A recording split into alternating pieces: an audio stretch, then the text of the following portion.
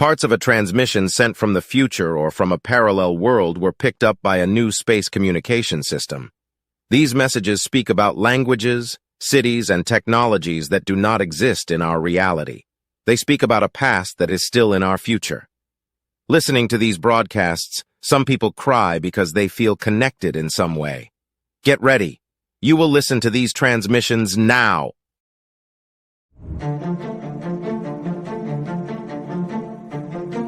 Alien biology in my and your timelines.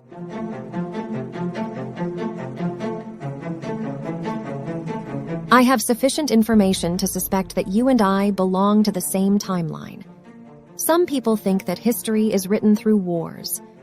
Although there is some truth to this, I'll try to do something different. These are some of the facts that I suspect that we both share in our history books.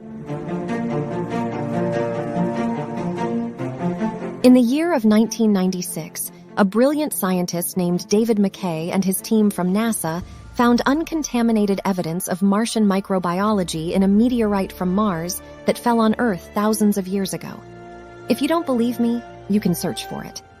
The meteorite's ID is ALH84001.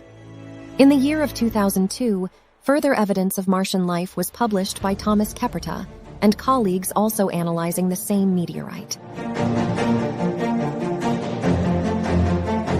Few years later, scientists from India and the United Kingdom sent balloons to the stratosphere to collect material falling to Earth. Balloons were sent so high that it was impossible for them to be contaminated from Earth while sampling. They timed their experiments with the probability of finding space dust and asteroids.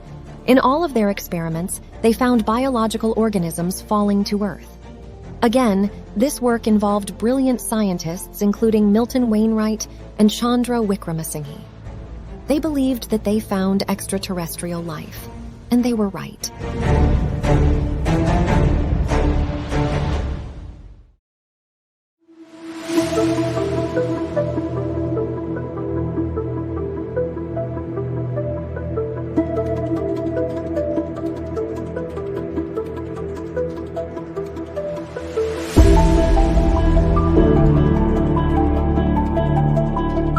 Richard B. Hoover, another brilliant scientist, also found evidence of extraterrestrial life in not only one meteorite, but in a number of them. In his work, he showed high-resolution electron microscope images of complex and beautifully preserved alien microfossils from alien biology. With so much evidence, it's hard to argue against his findings.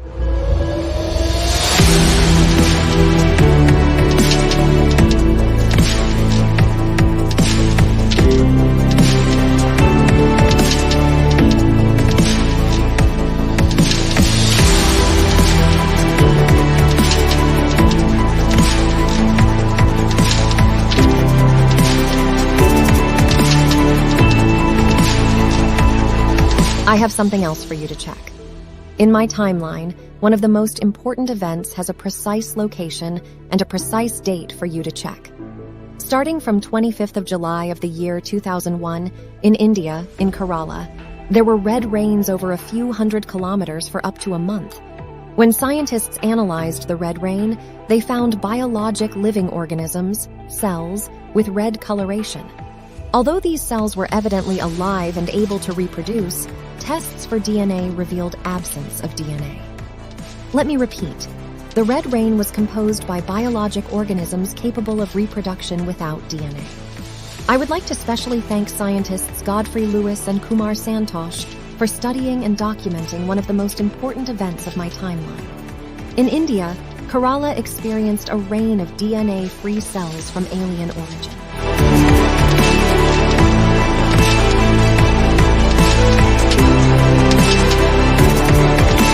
With all this information, the next time that you look at the reddish cracks of the Europa moon of Jupiter, I hope that you'll feel curious about it. The next time that you see bluish portions of land in the planet Mars, I hope that you'll feel curious that maybe you aren't just looking at geological processes. You can probably now understand why there was a scientist in the urban complex of Ares disproportionately loving his little green plant. If your experiment fails to detect DNA, please do not drop your curiosity. We are not supposed to study to prove that the previous generation was right. We have the duty to prove them wrong. I expect the next generation to prove myself wrong. I gave you the facts. I gave you the names. It's now time for you to check if you and I belong to the same timeline. But I have to warn you, mainstream media and real science do not share the same goals.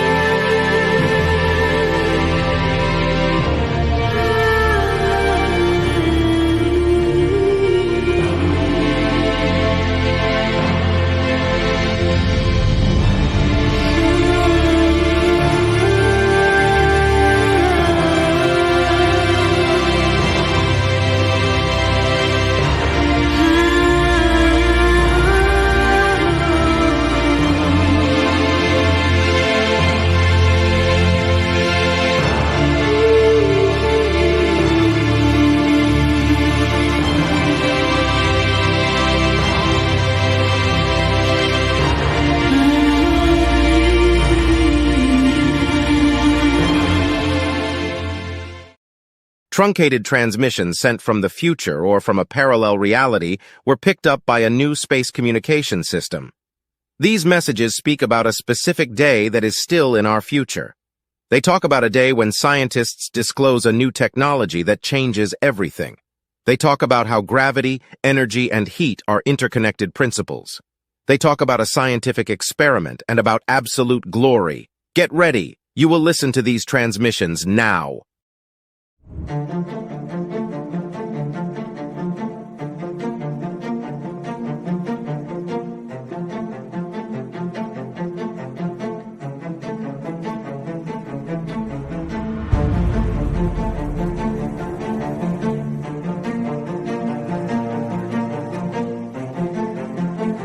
The Rise of Secret Technologies, a sci-fi short story.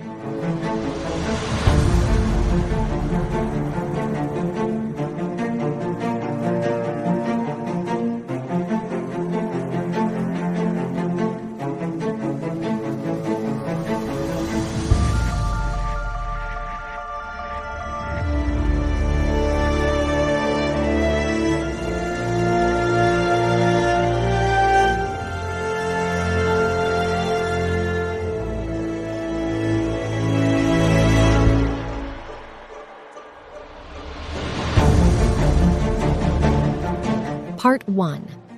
A white dot is detected by several satellites in the South Atlantic. Shortly afterwards, footage taken at the scene shows what appears to be an ice sphere rising from the sea. It is estimated that the diameter of the sphere is about 300 meters. Frozen marine life can be observed. The sphere rises into space as several satellites film the event. All sorts of nonsense are released to the masses following the event. They are happy green Martians stealing our water. It's a specimen collection.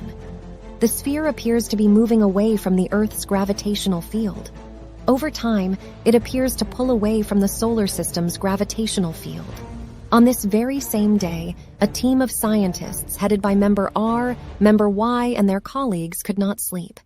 These scientists and their colleagues left their lab in the following order: G, L, O, R, Y, glory.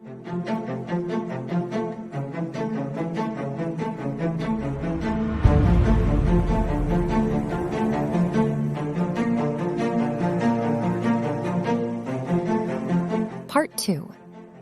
These are texts from other times. These are times of other texts. Half of those scientists grew up north of the urban complex of Sudamericanilla in an area where Espanogues was spoken. The other half came from the region where Brasiliano was spoken. Sudamericano had not yet emerged even as a dialect. Technologies such as the temporal deceleration room, big roundabouts, the home bomb, and the counter-entropy mechanism were not yet known. The theory about Happy Little Green lost its meaning right at the beginning. Mainstream media seemed to like the theory about specimen collection. This theory was better than the truth that was beginning to whisper in many people's minds. The imperial power preferred the collection thesis. Sudamerica could not impose itself against the empire. Unifying north and south of Sudamerica did not have popular support.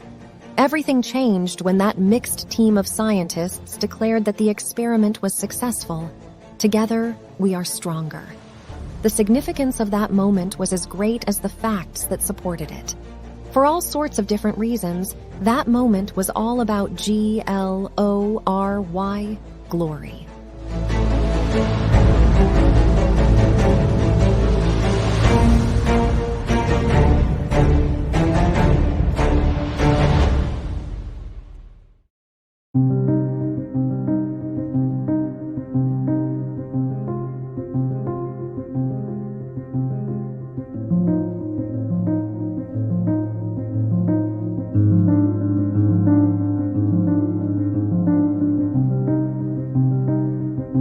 Part 3. The images showed that they could lift an ice sphere into space. They could freeze seawater in a hot region of the planet. Where would the energy for all this come from? The Central Power felt threatened by such technology. It threatened war against the north and south of Sudamerica if Sudamerica didn't give up its secrets. Feeling weakened, the north and south of Sudamerica joined in one response. In the case of intervention, there will be one ice sphere for each enemy device. At that time, there was no defense for a rain of spheres 300 meters wide. It was the Independence Declaration. It was also the Unification Declaration, although it was not perceived as such at that time. The perception of a common enemy favored unity. From the point of view of known science until then, nothing made sense. Ice packs do not spontaneously form in a warm sea. At that time, the planet was warmer as a whole. The more massive a body is, the greater the weight force is. Two basic principles seem to have been violated in the experiment: entropy and gravity. That was a breaking point with the past. It was the birth of counter-entropy.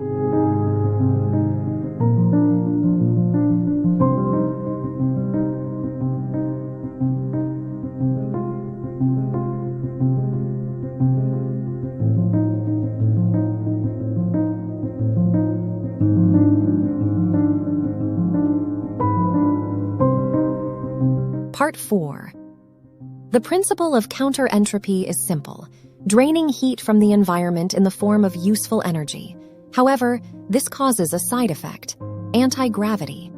A counter-entropic energy complex in the middle of a hot desert will make the region to cool while producing electrical energy. The complex cannot be large enough to destabilize the planetary gravitational balance. Just like nuclear accidents, gravitational accidents can also occur. Once, a counter-entropic power plant went out of control, generating more and more energy and anti-gravity. The region cooled down too much. The power plant as a whole was ripped from the ground and hurled into space. Tons of metals and lives were lost that day. Satellites followed the trajectory of the plant in space for some time. In the same way that TV transmissions, electromagnetic waves, are emitted into space every day, a new proof of intelligence has begun to be emitted: gravitational waves.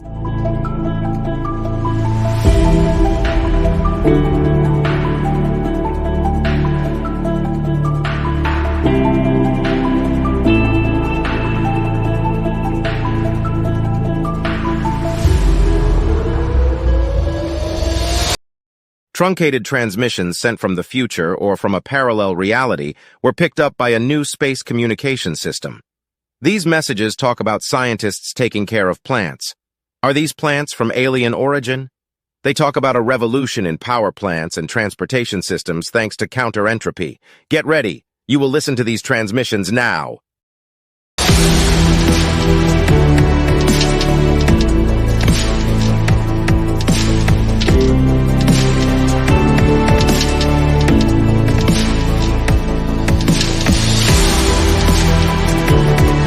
Part 5. With almost free electricity, the urban complex of Pseudomericanilla undergone major transformations.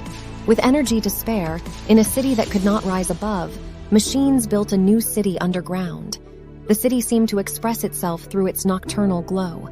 Transportation systems were all diverted to the underground. People could then walk freely through the surface. Machines for transport purposes were not allowed on the surface. Until then, most of the Pseudamericans did not know about Pseudamerica. Few of them had been to the Andes, Patagonia, Atacama, or the Amazon.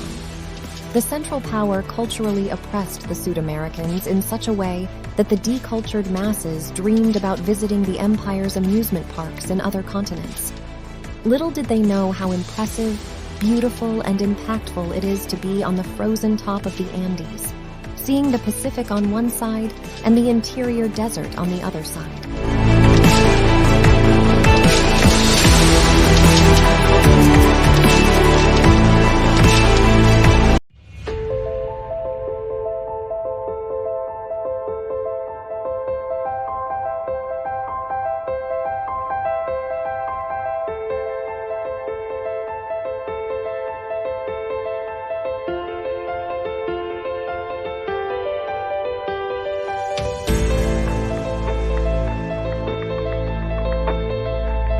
Part the 6. The fact is that a large sphere of ice from terrestrial seawater roamed in space. Would some sort of micro-organic life survive the frozen crossing of space? What would happen if it collided with a world similar to the Europa moon orbiting Jupiter? Would the little green consider it a biological attack? Would it be the devastation of the little green due to lack of immunity?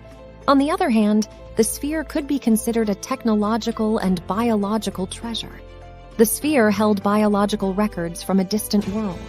Furthermore, inside it, a counter-entropic mechanism maintained the stability of the sphere. Little Green could use their best efforts to reach the sphere and analyze its biological and technological treasure.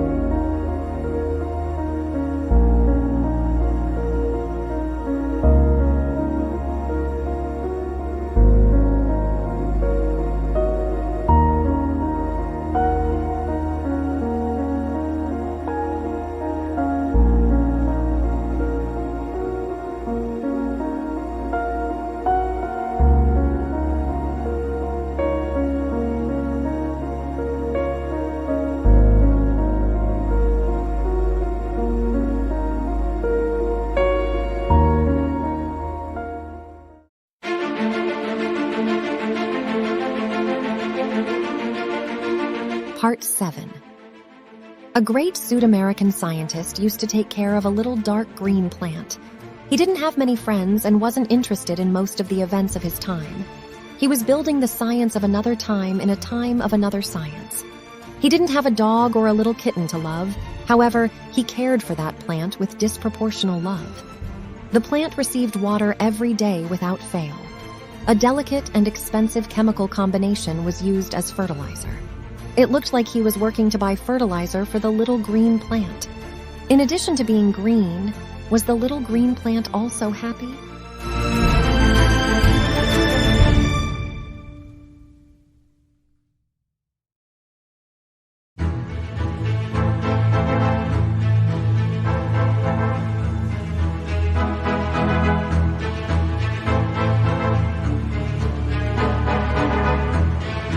Part 8.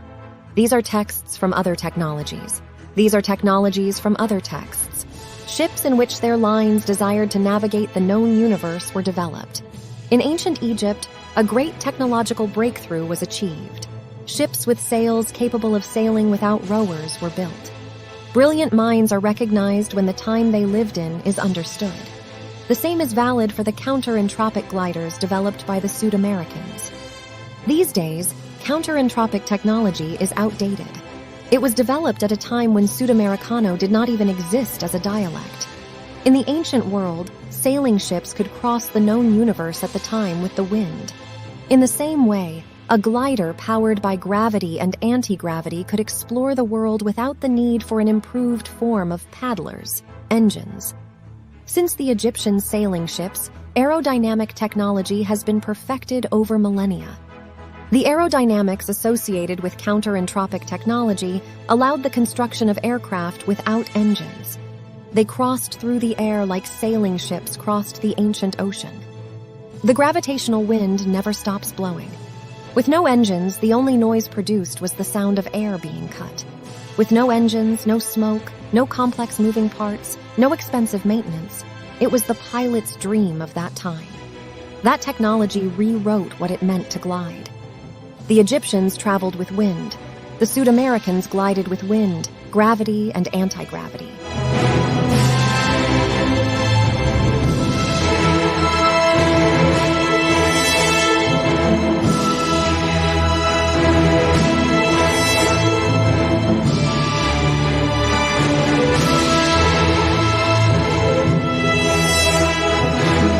Aerial photo taken from a counter-entropic glider near the urban complex of Tiago.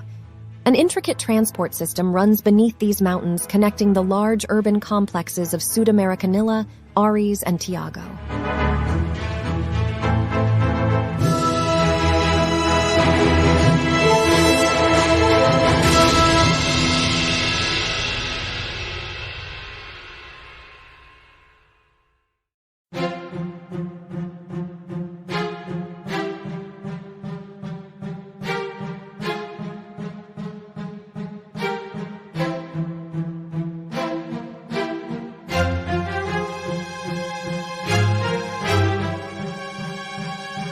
Her mine.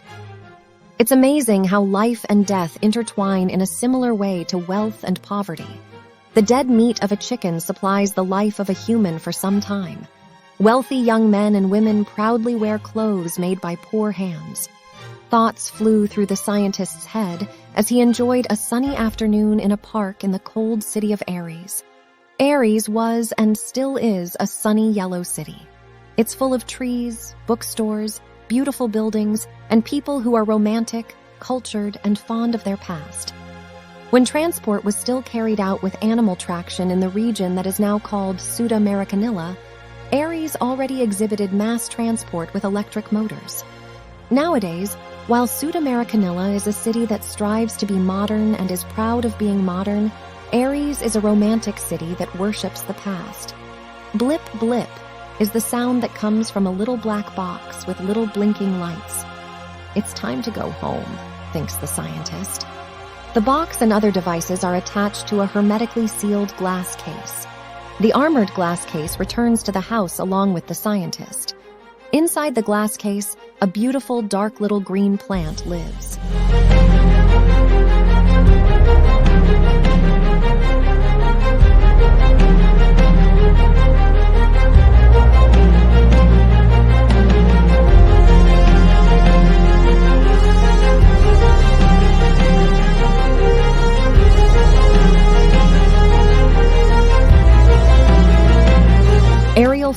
taken from a counter-entropic glider somewhere between the urban complexes of Aries and Tiago. The photo shows a small stretch of the largest mountain range in the world. Paradoxically, before the counter-entropy technological revolution, the largest mountain range on the entire planet had never been seen by a huge part of the population of Sudamerica.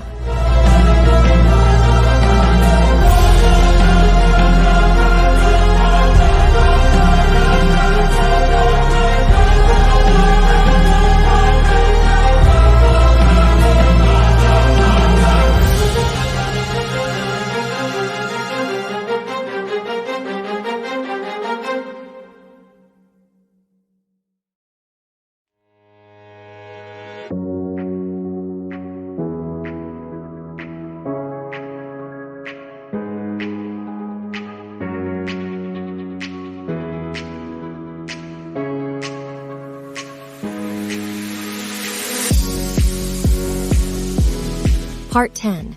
Animal cells are deposited in a container. They multiply on a geometric scale.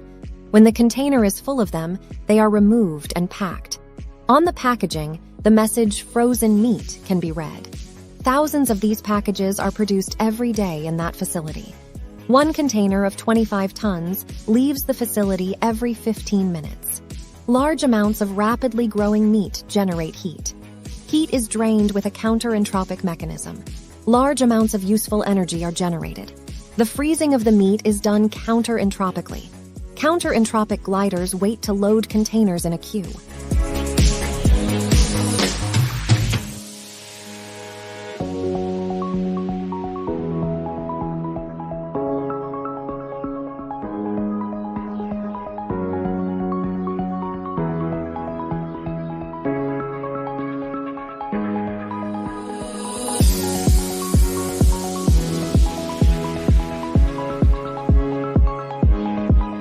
Part 11. Have you ever woken up feeling like a banana or a mouse? Humans and rats have the genetic code for tail formation. However, these genes are not activated in humans even though they exist. At least half of human genes can be found in a banana. Who rules this planet? 90% of all biomass is due to prokaryotes. Thoughts fly through the scientist's head as he looks at the little green grass. Many genes are shared by the scientist and the grass. The soil under the grass likely harbors previously undiscovered prokaryotes.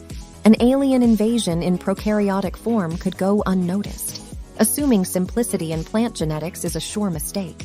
The invasion could certainly come in little green form.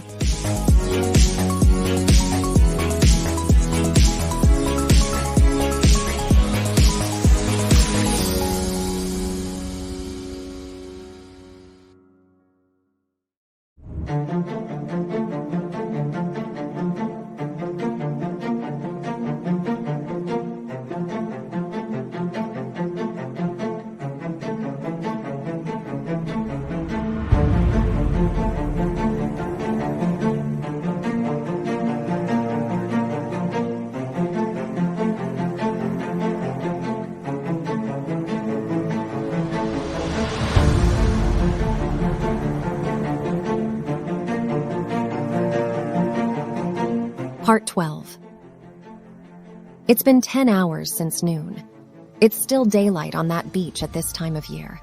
A shadow passes. No exceptional noise is noticed. The penguins react by looking like they want to shout, "Get out of my sun!" A group of dedicated scientists seem to be more concerned about penguin reproduction than their own reproduction. Penguins share the beach with blocks of ice and scientists. The shadow passes, as does the ship that generates it. With counter-entropic technology, the beginning of the journey resembles the taking off of a balloon. The day in this region of the planet can last a long time. However, it has an end. Scientists led by E and his friends return home in the following order: E, N, D, end.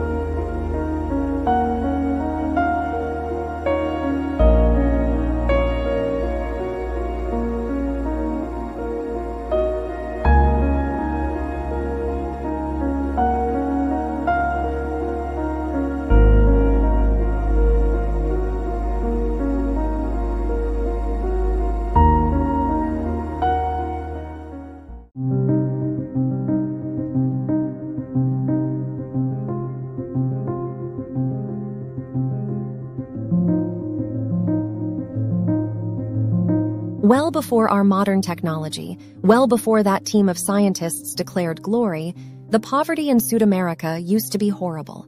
Famine was a present problem.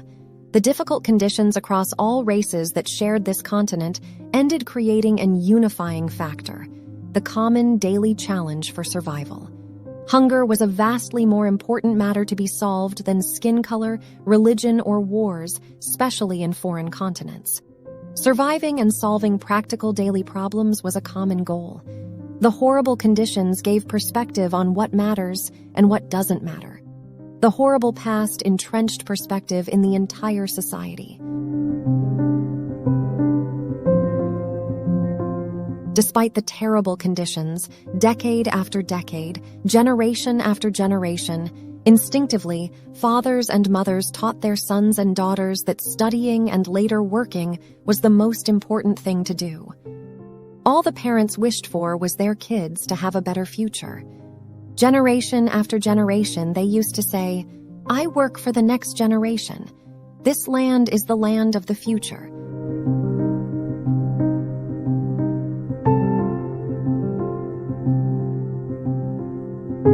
These parents were once kids. They acted both on instinct and repetition, but they were beyond right. They should be beyond proud. Their grandkids ended up building my reality.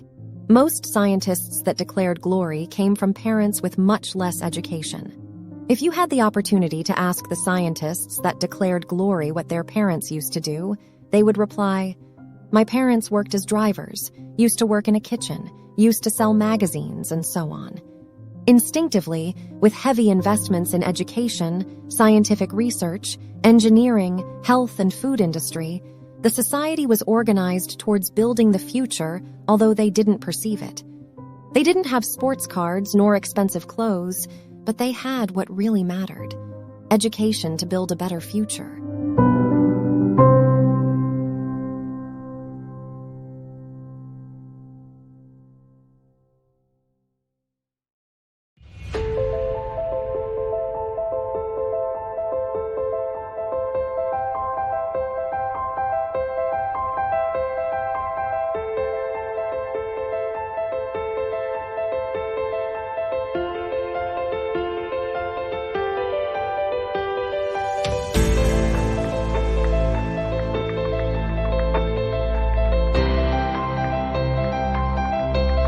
The kids of the past didn't know why they were forced to go to school to study advanced mathematics, advanced biology, economic theories, and physics, while this knowledge was useless at the time that they were studying. Forcing their kids to study, their parents acted on instinct. These kids were studying the knowledge of another time in a time of another knowledge. For plenty of kids, these studies were nonsense. This pattern was repeated generation after generation. I wish that I could send a message to the past and tell all of the kids that didn't know why they were forced to study, saying, "You have to study because you will build my reality. You should be proud about it. You are building bit by bit a day of absolute glory, glory."